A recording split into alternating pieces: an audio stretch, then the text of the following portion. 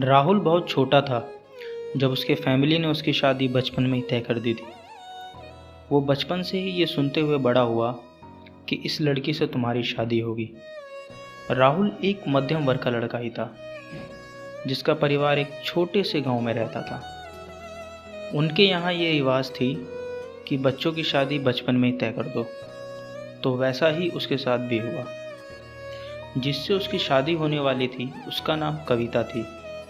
राहुल के पापा एक बस ड्राइवर थे और वो ड्राइविंग करके ही अपने परिवार को चलाते थे। उनके एक दोस्त भी थे जिनसे उनकी एक अच्छी खासी दोस्ती थी। कविता उन्हीं की बेटी थी।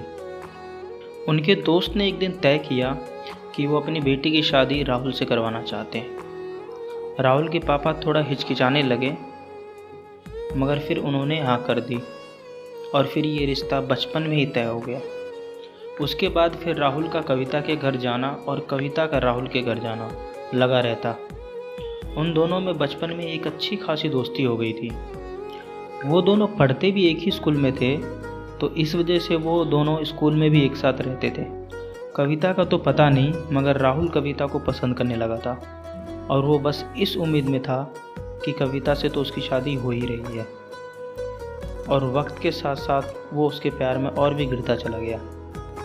वो हमेशा कविता के लिए एक परछाई बन के रहा, उसे हमेशा सपोर्ट किया, उसके आगे बढ़ने में हमेशा बढ़ावा दिया और यही करते करते उसकी आधी ज़िंदगी ख़त्म हो गई और उसके खुद के लिए कुछ बचा ही नहीं।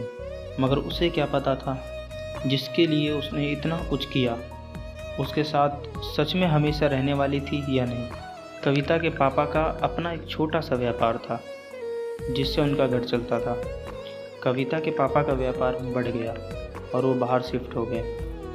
फिर वो कभी वापस आए ही नहीं। राहुल के घर वालों ने एक बार सोचा उनसे बात करें। उन्होंने एक दिन फ़ोन लगाया और उनसे बात की। कविता के पापा ने मना कर दी क्योंकि राहुल उस समय कुछ खास काम भी नहीं करता था और फिर ये कहानी भी ऐसी अधूरी रह गई। राहुल की भी शादी हो गई और आज राहुल सारी बातों को अपने दिल में दबा करके एक आम जिंदगी जी रहा है शहर के किसी कोने में। दोस्तों, आपको क्या लगता है? आपके पास भी कोई सुझाव है तो कमेंट बॉक्स में ज़रूर बताना। और कहानी अगर अच्छी लगी होगी तो वीडियो को लाइक ज़रूर करना और आगे ऐसी ही कहानी सुनने के लिए सब्सक्राइब कर लेना। अगर आपके पास भी कोई कहानी हो तो हमारे साथ साझा ज़रूर करें। वीडियो को अब तक देखने के लिए आपका बहुत बहुत धन्यवाद।